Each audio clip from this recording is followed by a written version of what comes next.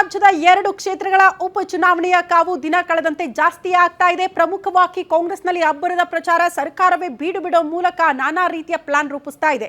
ಆದ್ರೆ ಬಿಜೆಪಿ ಪಾಳ್ಯದಲ್ಲಿ ಏನಾಗ್ತಾ ಇದೆ ಅನ್ನೋದು ವೆರಿ ಇಂಟ್ರೆಸ್ಟಿಂಗ್. ಕಾರಣ ಯತ್ನಾಳ್ ಈಶ್ವರಪ್ಪ ಘರ್ ವಾಪಸಿಗೆ ವೇದಿಕೆ ಆಗುತ್ತಾ ಈ ಬೈ ಎಲೆಕ್ಷನ್ ಅನ್ನೋದು ಪ್ರಶ್ನೆ ಆಗ್ತಾ ಇದೆ.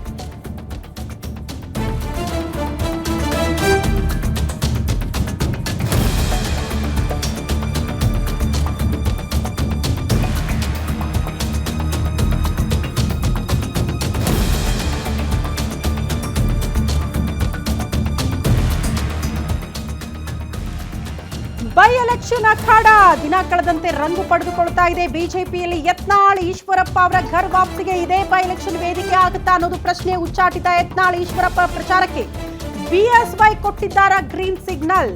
ಬಾಗಲಕೋಟೆ ಅಖಾಡದಲ್ಲಿ ಹಿಂದೂ ಫೈರ್ ಬ್ರ್ಯಾಂಡ್ಸ್ ಅಬ್ಬರಿಸ್ತಾರಾ ಅನ್ನೋದು ಕುತೂಹಲಕ್ಕೆ ಕಾರಣ ಆಗ್ತಾ ಇದೆ. ಮುಂಬರುವ ವಿಧಾನಸಭೆ ಚುನಾವಣೆಗೆ ಬಿಜೆಪಿ ಮಾಸ್ಟರ್ ಪ್ಲಾನ್ ರೂಪುಗೊಳಿಸಿದೆ ಅಂತೆ. ಗ್ಯಾರಂಟಿ ನ್ಯೂಸ್ ನಲ್ಲಿ ಯತ್ನಾಳ್ ಈಶ್ವರಪ್ಪ ರೀ ಎಂಟ್ರಿ ಎಕ್ಸ್ಕ್ಲೂಸಿವ್ ಮಾಹಿತಿಯನ್ನು ನಿಮ್ಮ ಮುಂದೆ ಇಡ್ತಾ ಇದ್ದೀವಿ. ಉತ್ತರ ಕರ್ನಾಟಕ ಭಾಗದಲ್ಲಿ fire brand, Hindu fire brand ಅಂತ ಯತ್ನಾಳ್ ಅವರನ್ನ ಕರೀತಾರಲ್ಲ, ಅವ್ರು ಇದ್ರೆ ಒಂದ್ ರೀತಿ ಗತ್ತಿರುತ್ತೆ ಆ ಕ್ಷೇತ್ರಗಳಲ್ಲಿ ಅಂತ. ಹಂಗಾಗಿ ಬಹುತೇಕರು ನಿರೀಕ್ಷೆ ಮಾಡ್ತಿದ್ದಾರೆ ಯತ್ನಾಳ್ ಅವರು ಬರಬೇಕು ಅಂತ. ಅದೇ ರೀತಿ ಈಶ್ವರಪ್ಪನವರು ಕೂಡ ಪಕ್ಷಕ್ಕೆ ಅನಿವಾರ್ಯ ಅನ್ನುವಂಥ ಪರಿಸ್ಥಿತಿ ಬಂದಿದೆಯಾ ಅಂತ. ಹಂಗಾಗಿ ಇಬ್ಬರನ್ನ ಕೂಡ ಘರ್ ವಾಪಸಿಗೆ ವೇದಿಕೆ ಸಿದ್ಧಗೊಳಿಸ್ತಾ ಇದೆಯಾ ಬಿಜೆಪಿ ಅನ್ನೋದು ಪ್ರಶ್ನೆ. ಉಪಚುನಾವಣೆಯನ್ನ ಗಂಭೀರವಾಗಿ ಕೇಸರಿ ಪಡೆ ಪರಿಗಣಿಸಿದೆ.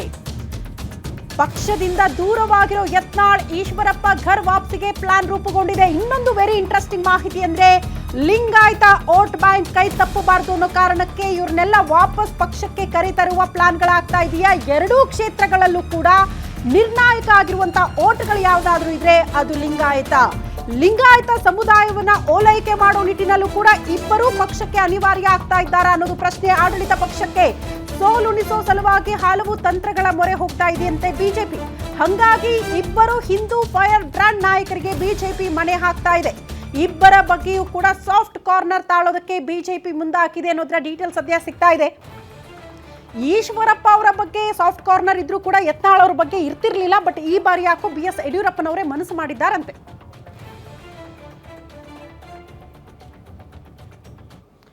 ಈ ಬಗ್ಗೆ ಮತ್ತಷ್ಟು ಡೀಟೇಲ್ಸ್ ಅನ್ನ ಕೊಡೋದಕ್ಕೆ ನಮ್ಮ ಪ್ರತಿನಿಧಿ ಕವನ ನೇರ ಸಂಪರ್ಕದಲ್ಲಿ ಜಾಯಿನ್ ಆಗ್ತಿದ್ದಾರೆ ನ್ಯೂಸ್ ರೂಮ್ ಇಂದ. ಕವನ, ಲಿಂಗಾಯತ ವೋಟ್ ಬ್ಯಾಂಕ್ ಅನ್ನ ಸೆಳೆಯೋ ಪ್ರಯತ್ನನ ಈಶ್ವರಪ್ಪ ಅವರನ್ನ ಕನ್ವಿನ್ಸ್ ಮಾಡಿ ಕರ್ಕೊಂಡ್ರು, ಓಕೆ, ಏನು ಸಮಸ್ಯೆ ಇಲ್ಲ. ಆದ್ರೆ ಯಡಿಯೂರಪ್ಪನವರ ಫ್ಯಾಮಿಲಿ ಬಗ್ಗೆ ಮತ್ತೆ ಗುಡುಗಿರುವಂತ ಯತ್ನಾಳ್ ಅವರನ್ನ ಕರ್ಕೊಂಡು ಬರುವಂತ ಮನಸ್ಸು ಮಾಡ್ತಾ ಇದ್ದಾರಾ ಬಿಜೆಪಿ ನಾಯಕರು, ಎಸ್ಪೆಷಲಿ BS ಯಡಿಯೂರಪ್ಪನವರೇ ಮನಸ್ಸು ಮಾಡಿದ್ದಾರಾ ಅಂತ ಪ್ರಶ್ನೆ. ಏನ್ ಲೆಕ್ಕಾಚಾರಗಳಿದೆ ಅಂತ? ಶ್ರುತಿ, ಇದೀಗ ಏನು ಏಪ್ರಿಲ್ 9ರಂದು ನಡೆಯುವಂತಹ ಉಪಚುನಾವಣೆಗಳು ಇದೀಗ ಬಿಜೆಪಿಗೆ ಪ್ರತಿಷ್ಠೆ ಆಗಿರುವಂತೆ. ಯಾಕಂದರೆ ಈಗಾಗಲೇ ಈ ಹಿಂದೆ ನಡೆದಂತಹ 3 ಉಪಚುನಾವಣೆಗಳಲ್ಲೂ ಸಹ ಬಿಜೆಪಿ ಸೋಲನ್ನು ಕಂಡಿದೆ. ಸೊ ಹೀಗಾಗಿ ಈ 2 ಉಪಚುನಾವಣೆಯನ್ನು ಗೆಲ್ಲಲೇಬೇಕಾದಂತಹ ಅನಿವಾರ್ಯ ಇದೀಗ ಬಿಜೆಪಿಗೆ ಇರುವಂಥದ್ದು. ಸೊ ಹೀಗಾಗಿ ಹಿಂದುತ್ವದ ಮತಗಳು ಜೊತೆಗೆ ಲಿಂಗಾಯತ ಮತಗಳು ಎಲ್ಲವನ್ನ ಕೂಡ ಸೆಳೆಯೋದಕ್ಕೆ ಇದೀಗ ಹಿಂದೂ ಫೈರ್ ಬ್ರ್ಯಾಂಡ್ ಅಂತಾನೆ ಗುರುತಿಸಿಕೊಂಡಿರುವಂತಹ ಬಸನಗೌಡ ಪಾಟೀಲ್ ಯತ್ನಾಳ್ ಹಾಗೂ ಈಶ್ವರಪ್ಪನವರಿಗೆ ಮತ ಪ್ರಚಾರಕ್ಕೆ ಕರೆಸಬೇಕು, ಅವ್ರು ಬರಬೇಕು ಅನ್ನುವಂತಹ ಬೇಡಿಕೆ ಕಾರ್ಯಕರ್ತರಿಂದಲೇ ಸಹ ಹೆಚ್ಚಾಗ್ತಾ ಇದೆ. ಸೊ ಹೀಗಾಗಿ ನಾಳೆ ಬಾಗಲಕೋಟೆಯಲ್ಲಿ ಬಸನಗೌಡ ಪಾಟೀಲ್ ಯತ್ನಾಳ್ ಅವರು ಸಹ ಈ ಒಂದು ಮತ ಪ್ರಚಾರದಲ್ಲಿ ಭಾಗಿಯಾಗಲಿದ್ದಾರೆ.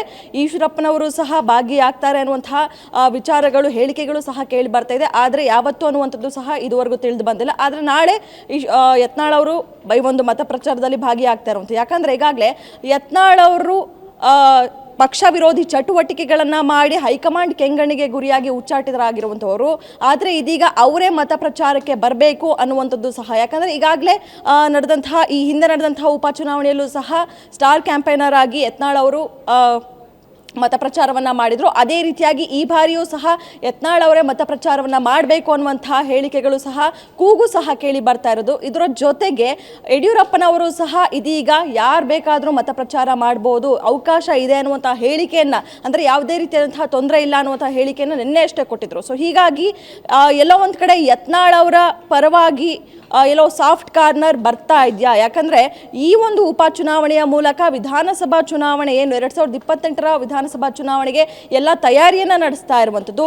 ಈ ನಿಟ್ಟಿನಲ್ಲಿ ಎಲ್ಲೋ ಒಂದು ಕಡೆ ಈಶ್ವರಪ್ಪ ಹಾಗೂ ಬಸನಗೌಡ ಪಾಟೀಲ್ ಯತ್ನಾಳ್ ಅವರ ಘರ್ ವಾಪಸಿ ಆಗುತ್ತೆ ಅನ್ನುವಂಥದ್ದು, ಅಂದರೆ ಈ ಉಪಚುನಾವಣೆಯೇ ವೇದಿಕೆ ಆಗುತ್ತೆ ಇವರಿಬ್ಬರ ಘರ್ ವಾಪಸಿಗೆ ಅನ್ನುವಂಥದ್ದು. ಈಗಾಗಲೇ ಉಪಚುನಾವಣೆಯ ನಂತರ ಅಂದರೆ ವಿಧಾನಸಭಾ ಚುನಾವಣೆಯ ಅಷ್ಟರಲ್ಲಿ ಉಚ್ಚಾಟಿತ ನಾಯಕರು ಯಾರ್ಯಾರಿದ್ದಾರೋ ಎಲ್ಲರಿಗೂ ಸಹ ಬಿಜೆಪಿಗೆ ಮರಳಿ ಬರ್ತಾರೆ ಅನ್ನುವಂಥ ವಿಚಾರಗಳು ಸಹ ಕೇಳಿ ಬರ್ತಾ ಇತ್ತು. ಈ ಒಂದು ಉಪಚುನಾವಣೆಯ ಅದಕ್ಕೆ ವೇದಿಕೆ ಆಗುತ್ತೆ ಅನ್ನುವಂಥದ್ದು ಸಹ ಬಿಜೆಪಿ ವಲಯದಲ್ಲಿ ಕೇಳಿ ಬರ್ತಾ ಇರುವಂತಹ ವಿಚಾರ. ಶ್ರುತಿ. ಓಕೆ ಕವನ, ಧನ್ಯವಾದಗಳು ತಮ್ಮೆಲ್ಲ ಮಾಹಿತಿಗೆ.